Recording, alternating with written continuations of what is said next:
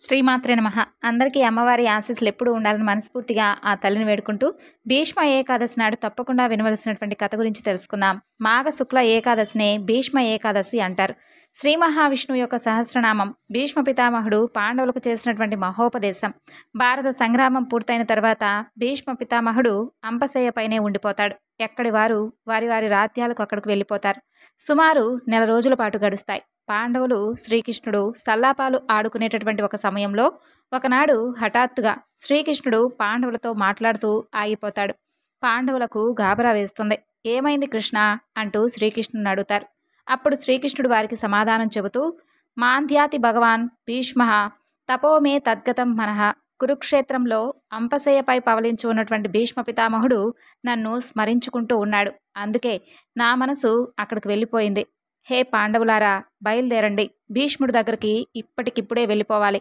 ఎందుకంటే భీష్ముడు ఆస్తిగా గ్రేసరుడు, ధర్మాలను అవసోపాసనం పట్టినవాడు, శాస్త్రాలను పూర్తిగా ఆకలింపు చేసినటువంటి మహనీయుడు, మానవాళి తరించడానికి కావలసినటువంటి మార్గాలను సృష్టంగా తెలిసినటువంటి మహనీయుడు, సులభంగా జీవకోటిని తరింపజేయడం ఏ విధంగానో అవగతం చేసుకున్నటువంటి గొప్ప మహనీయుడు, ధర్మ విషయాలలో ఎలాంటి సంశయాలు ఉన్నటువంటి ప్రామాణికంగా తీర్చగలిగేటటువంటి ఏకైక మహానుభావుడు భీష్మ పితామహుడు. ఆయన దేహం నుండి నిష్క్రమించే సమయం ఆసనమవుతుంది. ఆయన అస్తమిస్తే లోకంలో ధర్మ సంశయాలను తీర్చేటటువంటి వ్యక్తులు ఎవ్వరూ ఉండరు. అందుకే సూక్ష్మ విషయాలను తెలుసుకుందరు రండి అంటూ భీష్మ పితామహుడి వద్దకు తీసుకువస్తాడు శ్రీకృష్ణుడు. అప్పుడు భీష్ముడు సుమారు నెలన్నర నుండి బాణాలపైనే పడి ఉంటాడు. దేహం నిండా బాణాలు, శక్తి పూర్తిగా క్షీణించిపోతుంది. అసలే మాఘమాసం. ఎండకు ఎండుతూ మంచుకు తడుస్తూ నీరు లేదు, ఆహారం లేదు, స్వచ్ఛంద మరణం తెచ్చుకోగలడు. కానీ ఆయన ఇన్ని బాధలు భరిస్తూ అలాగే ఉండిపోతాడు. ఉత్తరాయణం వరకు ఉండాలి అని అనుకుంటాడు. అలా ఒక ఏకాదశి నాడు దేహం నుండి నిష్క్రమించాలని చెప్పి భగవంతుని తలుచుకుంటాడు. మనసులో శ్రీకృష్ణుని సాక్షాత్కరించుకుంటూ ఆయన అలా ఉండిపోతాడు. తన యొక్క హృదయ మందిరంలోనే శ్రీకృష్ణుడితో మాట్లాడగలిగేవాడు ఆయన. అంత జ్ఞానులైనటువంటి మహనీయులకు ఈరోజు ఆ రోజు అనేటటువంటి నియమం ఉండదు అని ఉపనిషత్తు చెబుతుంది. మరి అలాంటి వారు ఏ రోజు నిష్క్రమించినా పరమపదం లభిస్తుంది కదా. ఎవరు కర్మ చేస్తారు అనేటటువంటి నియమం కూడా లేదు. మరి భీష్ముడు తనకు మాతా పిత భ్రాత నివాస శరణం సుహృత్ గతి గమ్యం సర్వం నారాయణ అని అనుకున్నటువంటి మహనీయుడు. ఆయనకు సర్వము కూడా శ్రీకృష్ణుడే అని చెప్పి ఎప్పుడూ కూడా నమ్మేవాడు. ఆ విధంగా ఆయన ఏనాడు మరణించినా భగవంతుడి యొక్క సాహిత్యం కలగక మానదు. మరి అన్ని రోజులు అంపశయ్యపై ఎందుకు ఉండిపోయాడు? ఆయనకు తను చేసినటువంటి దోషం ఒకటి సృష్టంగా జ్ఞాపకం వస్తుంది. చేసినటువంటి ప్రతి దోషం శరీరంపైనే రాసి ఉంటుందట. అది తొలగితే తప్ప సద్గతి ఏర్పడదట. ఏ దోషం చేశాడాయన? ద్రౌపదికి సభా మధ్యంలో అవమానం జరుగుతూ ఉంటే ఏమీ చేయలేకపోతాడు. సాక్షాత్తు భగవత్ భక్తురాలికి అవమానం జరుగుతూ ఉంటే చూస్తూ కూర్చునిపోతాడు. ద్రౌపదికి శ్రీకృష్ణుడంటే అత్యంత ప్రేమ.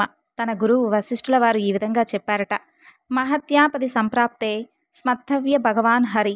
హే ద్రౌపది, ఇతరులు ఎవరు తొలగించినటువంటి ఆపద వచ్చినప్పుడు శ్రీహరిని స్మరించుకో అని చెప్పాడట. మరి ఆనాడు సభా మధ్యంలో తన 5 అతి పరాక్రమమైనటువంటి భర్తలు ఏమీ చేయలేకపోతారు. వారు కౌరవులకు బానిసలైపోతారు.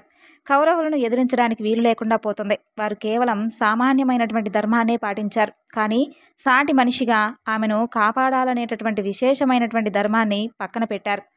అయితే కృష్ణ భగవానుడు మాత్రం తన భక్తులకు జరిగేటటువంటి అవమానాన్ని అస్సలు చూస్తూ సహించలేడు. అలా చేసినందుకు మొత్తం 100 మంది కౌరవులను మట్టుబెట్టాడు. ఆ దోషంతో పాండవులకు కూడా అదే గతి పట్టేది. కానీ అలా చేస్తే చివరికి తను ఎవరినైతే రక్షించాలని అనుకుంటాడో ఆ ద్రౌపదికి నష్టం జరుగుతుందని వారిని అలాగే ఉంచుతాడు. ఈ విషయం భగవంతుడైనటువంటి శ్రీకృష్ణ భగవానుడు అర్జునుడితో చెబుతాడు. ఎప్పుడైతే ద్రౌపదికి అవమానం చేశారో వారందరినీ కూడా అప్పుడే తీసి పాడేశాను. ఇప్పుడు వారు కేవలం కాలిపోయినటువంటి కాగితం వల్లే ఉన్నారే తప్ప వారిని నేను ఎప్పుడో ఏర్పారేశాను. నీకు ఆ గౌరవం కట్టబెట్టాలని యుద్ధం చేయమని చెప్తున్నానని చెప్పి శ్రీకృష్ణుడు అర్జునుడితో అంటాడు. ఇక భీష్మ పితామహుడు ఆనాడు ధర్మరాజుకు తలెత్తినటువంటి సందేహాలను తీరుస్తూ ఉంటే పక్కనే ఉన్నటువంటి ద్రౌపది నవ్వుతూ, తాత, ఆనాడు నాకు అవమానం జరుగుతూ ఉంటే ఏమయ్యాయ్యా ఈ ధర్మాలు అని అడిగిందట. అందుకు భీష్ముడు, అవును ద్రౌపది, నా దేహం దుర్యోధనుడి ఉప్పు తిన్నది, నా ఆధీనంలో లేదు. నాకు తెలుసు నీకు అవమానం జరిగిందని. కానీ నా దేహం నా మాట వినలేదు. అంతటి ఘోర పాపం చేశాను కాబట్టి ఆ యొక్క పాప ప్రక్షాళన కోసం ఇన్నాళ్ళు అంపశయ్యపై పడి ఉన్నాను అని చెబుతాడు. ఇక హస్తినా సింహాసనాన్ని కాపాడుతానని చెప్పి తాను తన తండ్రికిచ్చినటువంటి వాగ్దానానికి కట్టుబడి ఉండిపోయాడు భీష్ముడు. కానీ పరిస్థితుల యొక్క ప్రభావం వలన విశేషమైనటువంటి ధర్మాన్ని కూడా పక్కన పెట్టాడు. హే ద్రౌపది, కృష్ణ భక్తిలో ఎలాంటి కల్మషం లేదు. కానీ శరీరం దుష్టమైపోయింది. దాన్ని పరిశుద్ధం చేసుకోవాలనే అంపశయ్యపై పడి ఉన్నాను. అందుకే ఈనాడు నేను ధర్మాలను చెప్పవచ్చును అంటూ పాండవులకు ఎన్నో నీతులను బోధిస్తాడు. కాదు కాదు, శ్రీకృష్ణుడే భీష్మ పితామహుడికి ఎలాంటి దేహవాదలు కలగకుండా వరం ఇచ్చి మరీ చెప్పించాడు. అప్పుడు భీష్మ పితామహుడు, నాకెందుకు శక్తినిచ్చి మరీ చెప్పిస్తున్నావు కృష్ణ? అవేంటో నువ్వే చెప్పవచ్చు కదా అని అడుగుతాడు. అప్పుడు కృష్ణుడు, నేను చెప్పచ్చు, కానీ నీలాంటి అనుభవజ్ఞుడు చెబితే ఆ వచ్చేటటువంటి స్పష్టత నేను చెబితే ఉండదు. నేను చెబితే అది తత్వం, నీవు చెబితే అది తత్వద్రష్టం. తత్వాన్ని చూసినవాడు తత్వాన్ని చెప్పాలే తప్ప తత్వం తన గురించి తాను చెప్పుకోదు కదా. నేల ఎప్పుడైనా కానీ నేను ఇంత సారమని చెప్పగలదా? చెప్పలేదు కదా. ఆ నేలలో పండినటువంటి మొక్క చెబుతుంది ఆ నేల ఎంత సారమో. అలాగే నీవు అనుభవజ్ఞుడివి. నీవు ఉపదేశం చేస్తే అది లోకానికే శ్రేయస్సు. భగవంతుడు సముద్రం లాంటివాడు. నీరు ఉంటుంది కానీ పానయోగ్యం కాదు. అదే నీటిని మేఘం వర్షిస్తే పానయోగ్యం అవుతుంది. అందుకే భగవద్ జ్ఞానం నేరుగా కాకుండా భగవత్ తత్వం తెలిసినటువంటి భీష్ముడి ద్వారా అది అందితేనే లోకానికి కూడా హితకరం. అలా శ్రీకృష్ణుడు వరమిచ్చి భీష్ముడి ద్వారా ధర్మ సందేహాలన్నింటినీ కూడా పాండవులకు ఉపదేశం చేయిస్తాడు. భగవద్గీత శ్రీకృష్ణుడు నేరుగా చెప్పాడు. శ్రీ విష్ణు సహస్రనామాలను భీష్ముడి ద్వారా చెప్పించాడు. ముఖ్యంగా విష్ణు సహస్రనామ జపం ధ్యానం వలన భయం తొలగిపోతుంది, శుభం కలుగుతుంది. గణపతిని, వ్యాస భగవానుణ్ణి, పితామహుణ్ణి, పాండవులను, తల్లిదండ్రులను, గురువులను భక్తిపూర్వకంగా స్మరించి తరువాత ఆ యొక్క దివ్య నామాలను జపిస్తూ తేజోమయుడైనటువంటి పరమాత్ముని ధ్యానించి బాధల నుండి విముక్తులమవుదాం. భీష్మాష్టమిని మొదలుకొని భీష్మ ద్వాదశి వరకు ఉన్నటువంటి ఈ 5 రోజులను భీష్మ పంచకం అని పిలుస్తారు. ఈ 5 రోజులు కూడా భీష్ముడి యొక్క వ్యక్తిత్వాన్ని తలుచుకుంటూ ఉంటాం. భీష్ముడి యొక్క జీవితం నుంచి ప్రేరణ పొందేందుకై ఈ 5 రోజులను కేటాయిస్తాం. మనం తరచూ వినేటటువంటి వ్యక్తిత్వ వికాస తరగతులను ఏమాత్రం కూడా తీసిపోనటువంటి ఆచారం ఇది. పైగా భీష్మ ఏకాదశి నాడు ఉపవాసం ఉంటూ విష్ణు సహస్రనామాలను జపిస్తూ భగవద్గీతను పఠిస్తూ భీష్ముడిని తలుచుకుంటే ఆ విధంగా మనిషికి ఉన్నటువంటి వ్యక్తిత్వమే సాత్వికంగా మారిపోతుంది. చివరికి విష్ణు సాయుధ్యం పొందే విధంగా చేస్తుంది. కాబట్టి ఈ రోజున తప్పకుండా శ్రీ మహావిష్ణువుకు సంబంధించినటువంటి మరికొన్ని కథలను తెలుసుకొని స్వామివారి అనుగ్రహాన్ని పొందుదాం. పూర్వం తాళజంగుడు అనేటటువంటి ఒక రాక్షసుడు ఉండేవాడు. ఆ రాక్షసుడికి మురా అనే ఒక పుత్రుడు జన్మించాడు. అతను పెద్ద రాక్షసుడు. దేవతలను, మానవులను ఎప్పుడూ కూడా విపరీతంగా బాధలకు గురి చేస్తూ ఉండేవాడు. ఇక దేవతలైతే వాడికి భయపడి వాడిని సంహరించాలని చెప్పి వారి వల్ల కాక శ్రీ మహావిష్ణువును ప్రార్థిస్తారు. అలా దేవతల ప్రార్థన విన్నటువంటి స్వామివారు వారి ఎదుట ప్రత్యక్షమవుతారు. మురా అనేటటువంటి రాక్షసుడిని చంపుతానని దేవతలందరికీ కూడా శ్రీ మహావిష్ణువు అభయాన్నిస్తాడు. అలా మురా అనేటటువంటి రాక్షసుడిని చంపడానికై శ్రీ మహావిష్ణువు వాడితో యుద్ధం ప్రారంభిస్తాడు. ఇక మురా సైన్యాన్ని శ్రీ మహావిష్ణువు సులభంగా సంహరిస్తాడు. మురాతో ఘోరమైనటువంటి యుద్ధం కూడా స్వామివారు చేస్తూ ఉంటాడు. అయితే ఆ యుద్ధం 1000 సంవత్సరాల పాటు కొనసాగుతుంది. అయినప్పటికీ ఆ రాక్షసుడిని సంహరించలేకపోతాడు స్వామివారు. ఇక ఆ రాక్షసుడిని సంహరించుట అంత తేలిక కాదు అని చెప్పి అనుకుంటాడు. శ్రీ మహావిష్ణువు అప్పుడు సింహవతి అనే ఒక పేరు కలిగినటువంటి గుహలోకి వెళ్ళి దాగి ఉంటాడు. ఇక స్వామివారి శరీరం నుండి ఒక కన్యక పుడుతుంది. ముర ఆ విష్ణువును వెతుక్కుంటూ గుహలోకి వస్తాడు. మురను చంపడానికై శ్రీ మహావిష్ణువు ఎదురు చూస్తూ ఉంటాడు. వెంటనే ఏకాదశి అనే ఒక కన్య స్వామివారి నుండి ఉద్భవించి ముర అనేటటువంటి రాక్షసుడిపై విరుచుకుపడి యుద్ధం చేసి ఆ రాక్షసుడిని సంహరిస్తుంది. అలా ఆ రాక్షసుడిని చంపినందుకై ఆ ఏకాదశి అనే కన్యకు 3 వరాలు ఇస్తారు స్వామివారు. ఏకాదశి తిథికి అధిదేవత అవుతుంది. ఎవరైతే ఇంద్రియాలను జయించి ఏకాదశి నాడు ఉపవాసం చేసి విష్ణువును పూజిస్తారో వారికి మోక్షం లభించేలాగా. ఇక 2వ వరం, ఏకాదశి అన్ని తిథుల్లోనూ ఉత్తమమైనదిగా పుణ్యవతిగా పూజింపబడాలి. 3వ వరం, ఎల్లవేళలా శ్రీ మహావిష్ణువుకు ఏకాదశి బహుప్రీతికరమైనదిగా ఉండాలి. ఆనాటి నుండి లోకంలో ఏకాదశి వ్రతం ప్రారంభమైంది. ప్రతి నెలకు 2 పక్షాలు, 2 పక్షాలలోనూ ఏకాదశి తిథి వచ్చేలాగా ఉంటుందన్నమాట. అలాగే ఏకాదశి రోజున ధాన్యం స్వీకరించకూడదు. అలాగే తప్పకుండా ఉపవాసం ఉండాలి. ఏకాదశి రాత్రికి జాగరణ చేయాలి. స్వామివారి కథలను వినడం, చదవడం లేదా స్వామివారిని చూడటం వలన చాలా విశేషమైనటువంటి ఫలితాలు కూడా లభిస్తాయి. ఇక ఏకాదశి నాడు నారాయణ అనేటటువంటి మంత్రం జపించినా కూడా వారికి విష్ణులోకం ప్రాప్తిస్తుంది. మరి నారాయణ అనే నామస్మరణ వలన కలిగేటటువంటి లాభం ఏమిటి? అలాగే ఎంతటి పుణ్యాన్ని సంపాదించుకుంటారు అనే విషయం గురించి ఇప్పుడు మనం ఒక కథ గురించి తెలుసుకుందాం. పూర్వం కన్యాకుబ్జ అనే ఒక నగరం ఉండేది. ఆ నగరంలో అజామిలుడు అని ఒక బ్రాహ్మణుడు ఉండేవాడు. అయితే ఈ అజామిలుడు బ్రాహ్మణుడే అయినప్పటికీ ఒక దాసిని పెళ్లాడి కులధర్మాన్ని కాలదన్నుతాడు. అన్ని విధాలుగా కూడా కులభ్రష్టుడవుతాడు. జూదం, దొంగతనం ఈ విధంగా వీటన్నిటినీ కూడా వంచిస్తూ అందరినీ అదే విధంగా గడుపుతూ ఉండేవాడు అజామిలుడు. సజ్జనులను హింసిస్తూ దుర్జనులతో చేతులు కలిపాడు. 10 మంది కొడుకులను కంటాడు. వారిలో ఆఖరి వాడి పేరు నారాయణుడు. అతనంటే ఈ అజామిలుడికి ఎనలేనంత ప్రేమ. ఇక అజామిలుడికి 80 సంవత్సరాలు వస్తాయి. బాగా ముసలివాడైపోతాడు. ఇక అవసాన దశ సమీపిస్తుంది. అయితే ఆ సమయంలో కూడా అతడు భగవంతుణ్ణి అస్సలు స్మరించడు. ఆఖరి కొడుకు నారాయణుడి గురించి ఎప్పుడూ కూడా ఆలోచిస్తూ ఉండేటటువంటి అజామిలుడు అవసాన దశలో కూడా నారాయణ గురించే ఆలోచిస్తూ ఉంటాడు. ఇక ప్రాణాలు పోతూ ఉంటాయి. అతని వద్దకు యమభటులు వచ్చి అతనికి ఎదురుగా నిలుచుంటారు. వారిని చూసినటువంటి అజామిలుడు భయపడిపోతాడు. కొడుకును గట్టిగా కేకేస్తాడు. నారాయణ, నారాయణ, ఇటు రారా అంటూ గొంతు చించుకొని పిలుస్తూ ఉంటాడు. తరువాత చనిపోతాడు అజామిలుడు. భగవంతుణ్ణి ఎప్పుడూ కూడా ఏ క్షణము కూడా తలిచింది లేదు ఇతను. ఒక్క మంచి పని కూడా చేసెరగడు. అయినప్పటికీ ఆఖరి క్షణాల్లో అజామిలుడు నారాయణ, నారాయణ అని అన్నందుకు పుణ్యాన్ని మూటకట్టుకుంటాడు. అందుకు ఫలితంగా విష్ణుదూతలు అక్కడ ప్రత్యక్షమవుతారు. అజామిలుణ్ణి నరకానికి తీసుకొని పోయేందుకై సిద్ధమవుతారు విష్ణుదూతలు. అయితే వారిని చూసినటువంటి యమభటులు వారిని వారిస్తారు. ఆ తర్వాత అతను మా మనిషి కదా, మీరెందుకు అతన్ని తీసుకొని పోవాలని చూస్తున్నారు? అతన్ని మీరు ముట్టుకోకండి అని అంటారు. తేజరిల్లుతూ ఉన్నటువంటి విష్ణుదూతలను చూసి వారితో యమభటులు ఇలా అంటారు. అయ్యా, మీరెవరో మాకు తెలియదు. మీరు మాత్రం మా యమధర్మరాజు గారి యొక్క శాసనాన్ని ధిక్కరిస్తున్నారు. ఇది చాలా తప్పు. మేము విష్ణుదూతలం. ఈ అజామిలుని విష్ణులోకానికి తీసుకొని పోయేందుకు వచ్చాం. ఇది యమధర్మరాజుని ఎంత మాత్రం కూడా ధిక్కరించడం కాదు అంటారు విష్ణుదూతలు. అందుకు ఆశ్చర్యపోతారు యమభటులు.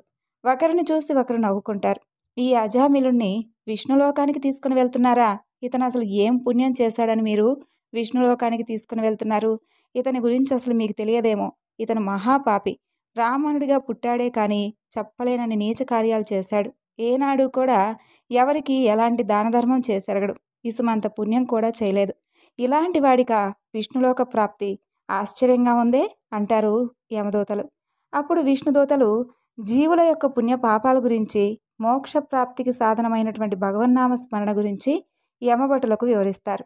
భగవన్నామ మహిమను గురించి విన్నటువంటి వారందరూ కూడా ఆ యమదూతలు చాలా ఆశ్చర్యపోతారు. ఎవరైనా సరే ఎన్ని పాపాలు చేసినా సరే ఆఖరి క్షణాల్లో నోరారా నారాయణ అనేటటువంటి భగవన్నామ స్మరణ చేస్తే చాలు, అతను చేసినటువంటి పాపాలన్నీ కూడా పటాపంచులవుతాయి. మీరు చెప్పింది నిజమే. ఈ అజామిలుడు ఎన్నో ఘోరమైనటువంటి పాపాలే చేశాడు. ఇతను నరకానికి పోవలసిన వాడే. అయితే ఇతని ఆఖరి క్షణాల్లో నారాయణ, నారాయణ అంటూ హరినామ స్మరణ చేశాడు కదా, అప్పుడు కూడా భగవంతుణ్ణి స్మరించలేదు. అతను కొడుకునే పిలిచాడు. అయినప్పటికీ అది హరినామ స్మరణే అవుతుంది. అందుకు ఫలితంగా అతను చేసినటువంటి పాపాలన్నీ కూడా పోయాయి. పుణ్యాత్ముడయ్యాడు. అందుకే మేము ఈ విధంగా ఇతని ఎదుట ప్రత్యక్షమయ్యాం. శ్రీహరి నామస్మరణ చాలా గొప్పది. కాబట్టి మీరు అతన్ని స్పృశించరాదు. ఇక్కడి నుండి మీరు వెళ్ళిపోండి. కాదు కూడదంటే జరిగిందంతా కూడా మీ యమధర్మరాజుకి వివరించి నిజ నిజాలను ఆయన ద్వారానే తెలుసుకోండి అని చెబుతారు విష్ణుదూతలు. ఇక సరేనన్నట్లుగా యమదూతలు అక్కడి నుండి వెళ్ళిపోతారు. యమధర్మరాజును సమీపిస్తారు. జరిగిందంతా కూడా యమధర్మరాజుకు చెబుతారు. హరినామ స్మరణ అంత గొప్పదా స్వామి అని అడుగుతారు. యమధర్మరాజు అంత గొప్పదా ఏమిటి? చాలా గొప్పది. ఆ నామస్మరణ వినవస్తున్న వైపు మీరు వెళ్ళవద్దని ఎన్నోసార్లు చెప్పాను కదా, ఇలాంటి తప్పును మీరు మరలా చేయవద్దు అంటూ మందలిస్తాడు యమధర్మరాజు. ఇక తన భటులు చేసినటువంటి తప్పుకి వారిని తనని కూడా క్షమించమంటూ శ్రీహరిని ప్రార్థిస్తాడు యమధర్మరాజు.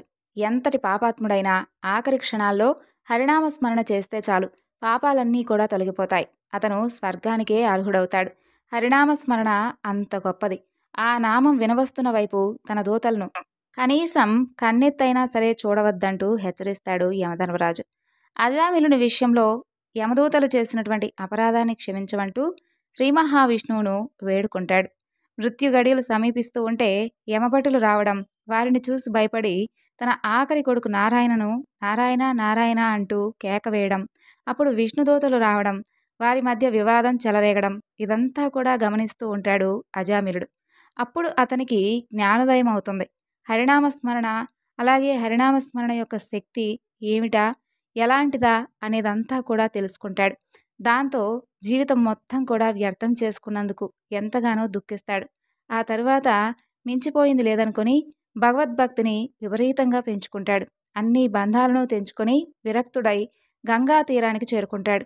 భగవంతుణ్ణే స్మరిస్తూ ధ్యానంలో మునిగిపోతాడు. అలా కొంతకాలానికి మృత్యుగడియలు సమీపించినప్పటికీ విష్ణుదూతలు మరలా అతనికి కనిపిస్తారు. వారిని చూసి ఎంతో ఆనందిస్తాడు అజామిలుడు. వారికి చేతులు జోడించి నమస్కరిస్తాడు. గంగా తీరంలో దేహాన్ని త్యజించి వారితో పాటు విమానంలో వైకుంఠానికి చేరుకుంటాడు. తన జీవితాన్ని సార్థకం చేసుకుంటాడు. ఇక ఇప్పుడు ఏ వ్రత కథలను విన్నంత మాత్రానే సకల పాపహరణం లభిస్తుందో, అలాగే కోటి జన్మల పుణ్యం లభిస్తుందో ఇప్పుడు మనం ఆ వ్రత కథల గురించి చెప్పుకోబోతున్నాం. ఒకనాడు శౌనకాది మహామునులందరూ కూడా నైమిషారణ్యంకు వెళ్ళి అక్కడ ఉన్నటువంటి సూత మహాముని దర్శించుకుంటారు. వారాయనతో, స్వామి, సకల ఐశ్వర్యాలను, పుత్ర పౌత్రాభివృద్ధిని, మోక్షాన్ని కలిగించే వ్రతం ఏదైనా ఉంటే తెలియజేయండి అని అడుగుతారు. అప్పుడు సూత మహాముని, ఓ శౌనకాది మహామునులారా, పూర్వం ఇదే ప్రశ్న నారదుల వారు విష్ణుమూర్తిని అడిగారు. ఆ విశేషాల గురించి ఇప్పుడు మీకు చెబుతున్నాను, శ్రద్ధగా వినండి అంటారు. పూర్వం యోగీశ్వరుడైనటువంటి నారద మహాముని లోకక్షేమం గురించి సకల లోకాలు తిరుగుతాడు. అన్ని చోట్ల అందరూ కూడా సంతోషంగానే ఉంటారు. కానీ భూప్రపంచమైనటువంటి మనుష్యలోకంలో మాత్రం అందరూ ఏదో ఒక రకమైనటువంటి బాధలు పడటం గమనిస్తాడు. అయితే ఆ దుఃఖం మనసుకు సంబంధించింది కావచ్చు, శరీరానికి సంబంధించిందే కావచ్చు, లేదా ధనధాన్యాల కోసం కావచ్చు. అయితే కారణం ఏదైనప్పటికీ దుఃఖ శాతం చాలా ఎక్కువగా కనిపిస్తుంది. అయితే అది చూసినటువంటి నారద మహాముని చాలా విచారించి అందుకు తక్షణ కర్తవ్యం కోసమై సరాసరి శ్రీ మహావిష్ణువు దగ్గరకు వెళ్తాడు. అక్కడ నిర్మలమైనటువంటి శరీర కాంతితో, 4 చేతులతో, శంఖచక్ర గదా పద్మాలను కలిగి సర్వాలంకృతుడైనటువంటి శ్రీ మహావిష్ణువును దర్శించి భక్తితో స్వామిని పూజించి, ఓ పరమేశ్వర, నీవు అపరిమితమైనటువంటి శక్తి కలవాడవు స్వామి, మరి సర్వలోకాలకు కూడా మేలు చేయగలిగిన వాడవు, భక్తుల కోరికలను తీర్చగలిగేవాడు అని చెప్పి చాలా ఎక్కువగా స్వామివారిని భక్తి శ్రద్ధలతో పూజించడమే కాకుండా స్వామిని స్తుతిస్తాడు. ఇక శ్రీ మహావిష్ణువు ఇలా అంటాడు, భక్త, అసలు ఇంతకీ ఏమిటి నీ కోరిక అని అడుగుతాడు. దానికి నారద మహాముని, ఓ భగవంతుడా, మానవ లోకంలో ప్రతి ఒక్కరూ కూడా ఏదో ఒక విధంగా బాధపడుతూ ఉన్నారు. ఒక్కరు కూడా సంతోషంగా నాకైతే కనిపించలేదు స్వామి. వాళ్ళ కష్టాలు తీరే మార్గమే లేదా? అసలు తమరు తలుచుకోవాలే కానీ వారికి తరుణోపాయం చూపించలేరా? నా మీద మీకు ఏమాత్రం దయ ఉన్నా వాళ్ళ మీదకు ఆ కృపారసాన్ని విస్తరించండి అని అడుగుతాడు. ఆ విధంగా నారదముని యొక్క దయాగుణానికి సంతోషించినటువంటి స్వామివారు, ఓ నారద, లోక శ్రేయస్సు కోసం నువ్వు మంచి చేయదలుచుకుంటే నేనెందుకు నీకు సహాయపడను చెప్పు. మానవులు తలుచుకోవాలే కానీ వారి కష్టం చిటికలో తొలగిపోయే వ్రతం ఉంది. ఎంతో పుణ్యాన్ని కలిగించి వారి కష్టాలను నివారించేటటువంటి వ్రతం. దాని పేరే సత్యనారాయణ వ్రతం. దానిని యథావిధిగా ఆచరిస్తే కనుక ఇహలోకంలో సర్వసుఖాలు, పరలోకంలో మోక్షము రెండూ కలుగుతాయి అంటాడు. అప్పుడు నారద మహాముని, స్వామి, అసలు ఆ వ్రతం యొక్క ఫలితం ఏమిటి? దాని విధానం ఏమిటి? ఇంతకుముందు ఎవరు ఆచరించారు? ఎప్పుడు చేయాలి? ఇవి కూడా వివరంగా తెలియజేయండి అని అడుగుతాడు. అప్పుడు శ్రీహరి, దీనిని ఏ మాసంలో అయినా సరే చేసుకోవచ్చు. ఏకాదశి రోజు కానీ, పూర్ణిమ నాడు కానీ, సూర్య సంక్రమణ రోజు కానీ చేస్తే ఇంకా విశేషమైనటువంటి ఫలితాలు లభిస్తాయి. అలాగే సంవత్సరంలో ఏ రోజైనా ఏ నెలలోనైనా చేసుకోవచ్చు. నెలకొకసారి చేయవచ్చు, సంవత్సరానికి ఒకసారైనా చేసుకోవచ్చు. కాబట్టి ఈ యొక్క వ్రతాన్ని ఎవరైనా కానీ కులభేదం లేకుండా ఆచరించుకోవచ్చు అంటూ స్వామివారు ఆ యొక్క వ్రత విధానం గురించి అంతా కూడా వివరిస్తారు. ఇక నారద మహాముని ఈ విధంగా చెబుతారు. స్వామి, వ్రత విధానం గురించి చెప్పారు కదా, మరి ఈ యొక్క వ్రత విధానాన్ని ఎవరైతే ఆచరించారో, ఆచరించి ఏ ఏ ఫలితాలను పొందారో ఆ విషయాల గురించి కూడా తెలియజేయండి అని అడుగుతాడు.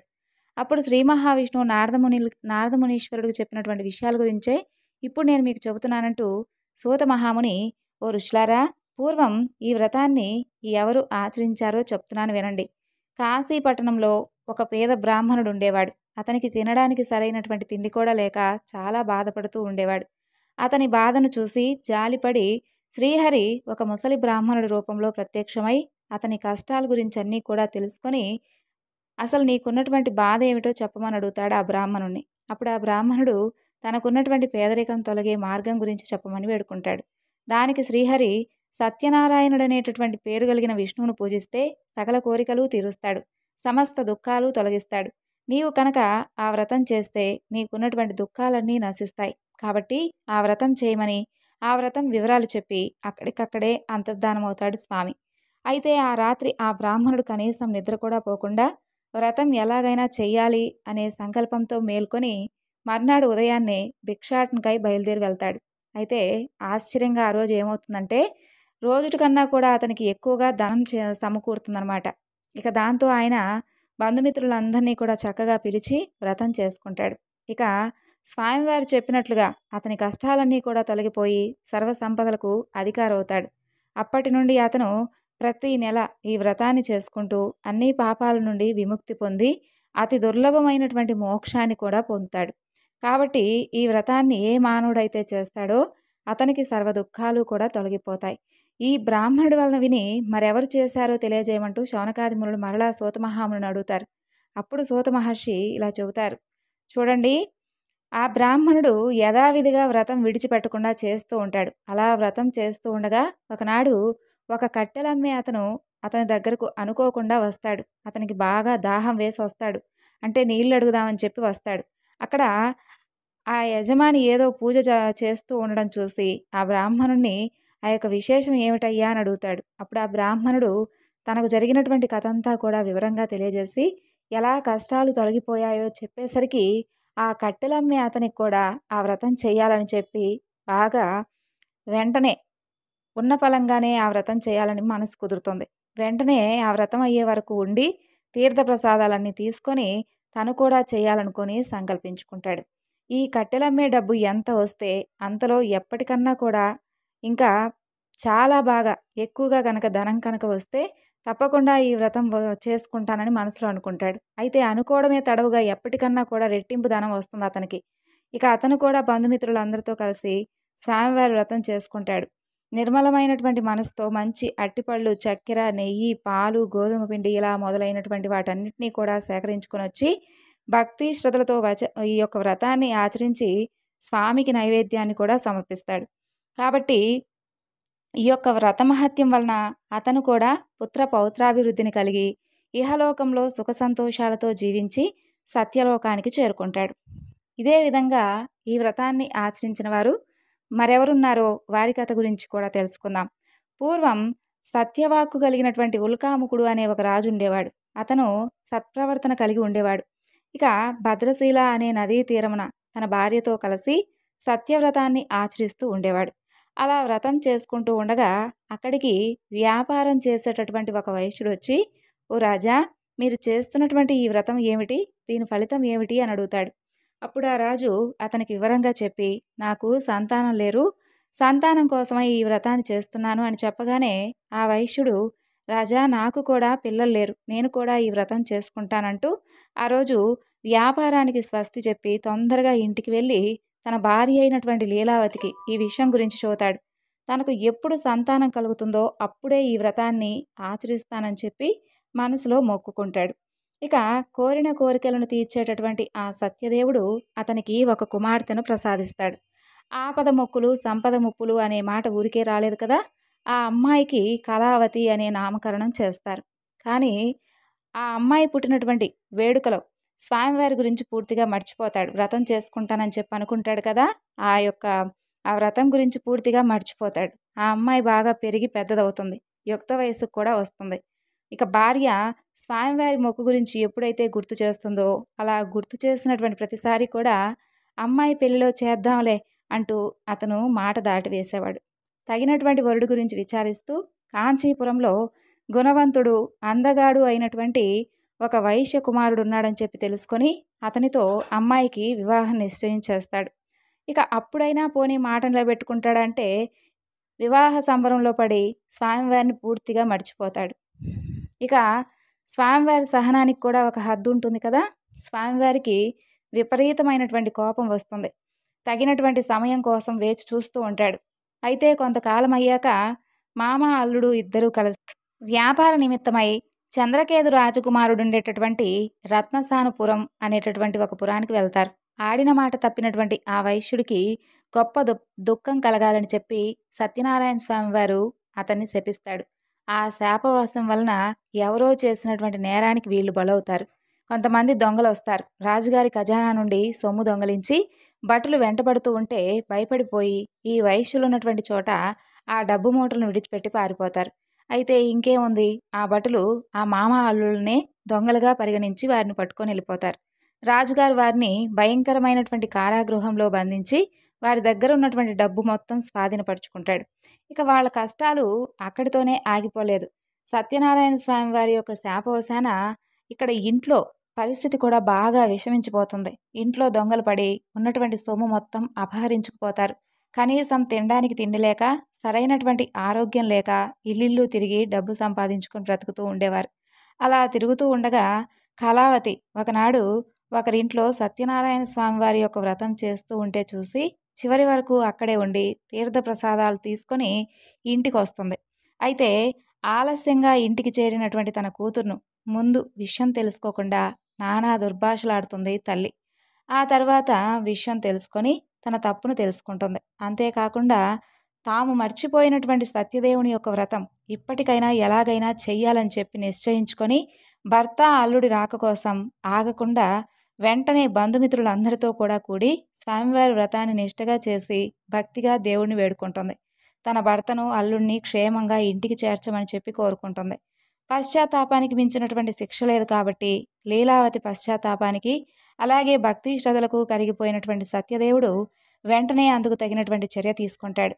ఇక చంద్రకేతు మహారాజు కలలో కనిపించి ఆ వైశ్యులు అమాయకులని వారిని విడుదల చేసి వాళ్ళ డబ్బులు వాళ్ళకిమ్మంటూ అలా చేయనటువంటి పక్షంలో అతనికి రాజ్య నష్టం, పుత్రశోకం, ధన నష్టం కలుగుతాయని చెప్తాడు. ఇక సత్యదేవుడు కోరిన రీతిగానే ఆ రాజుగారు మర్నాడు నిండు కొలువులో తన స్వప్న వృత్తాంతం అంతా చెప్పి ఆ వైశ్యులను చెర నుండి విడిపిస్తాడు. ఇక ఆ వైశ్యులకు భయం లేదని చెప్పి దైవవశం వలన ఈ దుఃఖం కలిగిందని చెప్పి వారికి స్నానపానాదులు చేయించి మంచి బట్టలిచ్చి వారికి రెట్టింపు డబ్బిచ్చి వెళ్ళిరమ్మంటూ ఆశీర్వదించి పంపిస్తాడు. ఇక రాజుగారి వద్ద సెలవు తీసుకొని ఆ వైశ్యులు తమ ఊరికి తిరుగు ప్రయాణం చేస్తూ ఉంటారు. అయితే వారిని ఒకసారి పరీక్షించాలని చెప్పి స్వామివారు త్రిదండి సన్యాసి వేషధారి అయి వచ్చి మీ ఓడలో ఏముందని చెప్పి వారిని అడుగుతాడు. అప్పుడు ఆ వైశ్యులు ఈ సన్యాసిని లెక్క చేయకుండా పొగరుగా, ఓ దండి, ఏముంటే మీకెందుకయ్యా, దొంగలించడానికి ఏమైనా వచ్చావా ఏమిటి, మా దగ్గర ఆకులు అలములు తప్ప ఏమీ లేవు, పోపో అంటూ పరిహాసలాడతారు. తదాస్తు అంటూ ఆ త్రిదండి అక్కడి నుండి అంతర్ధానమవుతాడు. ఇక త్రిదండి వెళ్ళిన తర్వాత ఆ వైశ్యుడు లేచి ఒక్కసారిగా ఓడకేసి చూడగా అతను పలికిన విధంగానే అక్కడ ఆకులు అలములు తప్ప ఏమీ లేకపోవడంతో మూర్చపోయినంత పనయ్యి దుఃఖిస్తూ ఉంటాడు. ఇక అల్లుడు వెంటనే, మామా, ఇదంతా కూడా ఆ త్రిదండి శాపమే, ఆయన చూస్తే సర్వశక్తి సంపన్నుడుగా ఉన్నాడు, ఎలాగైనా కానీ అతని వద్దకు వెళ్ళి మనం ఎలాగైనా సరే తప్పైపోయిందని చెప్పి వేడుకుందాం పదా అని చెప్పి అంటాడు.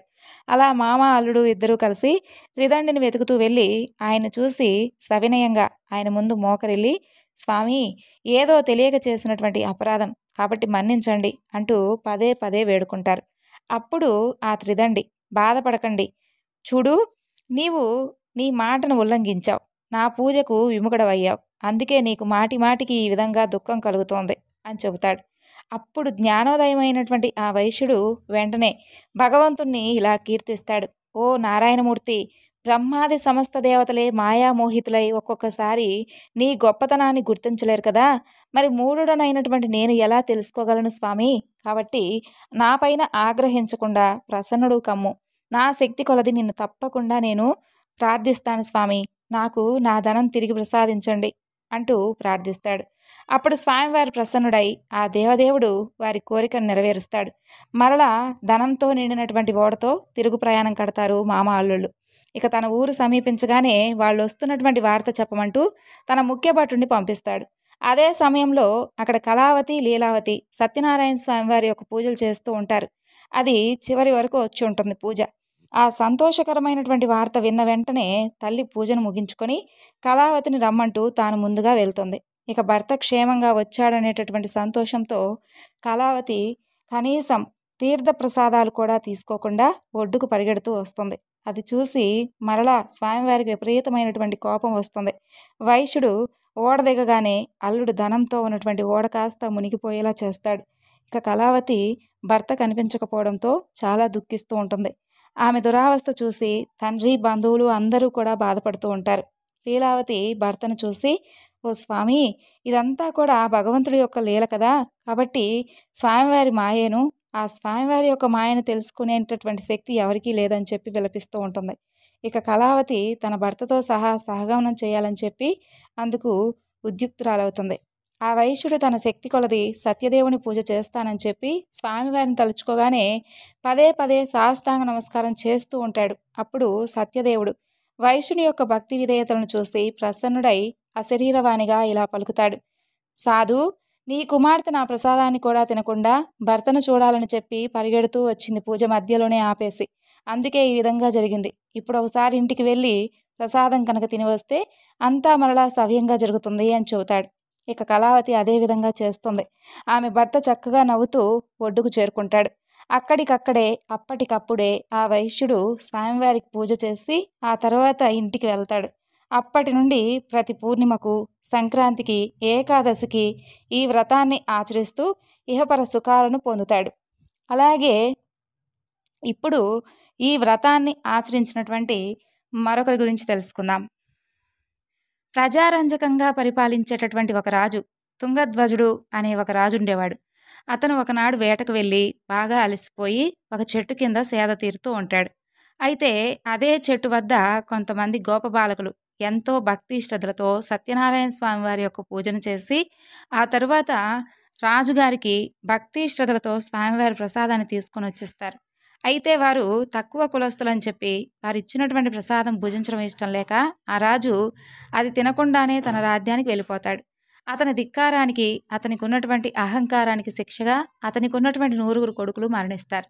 ధన ధాన్యాలు అన్నీ నశించిపోతాయి. ఇక ఆ రాజు తన సత్యదేవుని లెక్క చేయకపోవడం వల్లనే ఈ విధంగా జరిగిందని చెప్పి తెలుసుకొని ఆ యొక్క గోపబాలకుల దగ్గరికి వెళ్ళి వాడితో కలిసి స్వామివారి పూజను చేస్తాడు. అప్పుడు అతని 9 కొడుకులను, ధనధాన్యాలను మరలా తిరిగి పొందుతాడు. కాబట్టి ఓ శౌనకాది మహామునులారా, చూసారా, విన్నారా, ఎవరైతే దుర్లభమైనటువంటి ఈ సత్యనారాయణ స్వామి వారి యొక్క పూజను ఆచరిస్తారో వారు సత్యదేవుని యొక్క కృప వలన ధనధాన్యాలు పొందుతారు, ఇహలోక సౌఖ్యాలను పొందుతారు. అలాగే 4 వర్ణాల వారు, ఏ వర్ణం వారైనా కానీ ఈ వ్రతాన్ని, ఈ పూజను చేసుకోవచ్చు, ఎప్పుడైనా చేసుకోవచ్చు. పుత్రులను పొందుతారు, బంధ విముక్తి పొందుతారు, భీతుడు భయాన్ని కోల్పోతాడు, చివరికి సత్యపురానికి వెళ్ళిపోతాడు. శౌనకాది మునులారా, ఏ వ్రతం వలన మానవుడు దుఃఖం నుండి ముక్తి కలవాడవుతాడో అలాంటి సత్యనారాయణ వ్రతాన్ని గురించి, వ్రత విధానాన్ని గురించి, వ్రత కథల గురించి ఇప్పుడు మీకు చెప్పాను కదా. ఇది కలియుగంలోనే విశేషమైనటువంటి ఫలాన్ని ఇచ్చేటటువంటి గొప్ప వ్రతం. ఈ దేవుడినే సత్యేశ్వరుడని, సత్యనారాయణుడని, సత్యదేవుడని కూడా పిలుస్తారు. ఇక సత్యదేవుడు ఆయా రూపాలను ధరించి భక్తులు కోరినటువంటి కోరికలను తీర్చి సత్యరూపుడు అవుతాడు. కాబట్టి ఓ మునిశ్రేష్ఠులారా, ఈ వ్రతాన్ని నిత్యము కూడా ఎవరైతే చేసుకుంటారో, నిత్యము కూడా ఈ కథలను ఎవరైతే స్మరిస్తూ, చదువుతూ, వినిపిస్తూ ఉంటారో వారి పాపాలు కూడా సత్యదేవుని యొక్క కృప వలన మొత్తం కూడా నశించిపోతాయి. శౌనకాది మహామునులందరికీ కూడా సత్యనారాయణ స్వామివారి యొక్క వ్రత విధానం గురించి, అలాగే స్వామివారి యొక్క కథల గురించి పూర్తిగా వివరిస్తారు సూత మహాముని. ఇక ఈ వ్రత విధానాన్ని, కథల గురించి తెలుసుకొని శౌనకాది మహామునులందరూ కూడా ఎంతో సంతోషించి సూత మహామునికి వేవెల్ల ధన్యవాదాలు తెలియజేసుకొని, స్వామి, ఇది మా అదృష్టం కాబట్టే మేము సత్యనారాయణ స్వామి వారి యొక్క వ్రత కథలను మీ ద్వారా తెలుసుకోవడం జరిగింది. ఇదంతా కూడా స్వామివారి యొక్క సంకల్పమే అనుకుంటూ ఎంతో సంతోషిస్తారు. విన్నారు కదండీ! స్వామివారికి సంబంధించినటువంటి కథలన్నీ కూడా మీ అందరికీ నచ్చాయనుకుంటున్నాను. మరొక చక్కని వివరణతో మరలా కలుసుకుందాం. అంతవరకు నమస్కారం.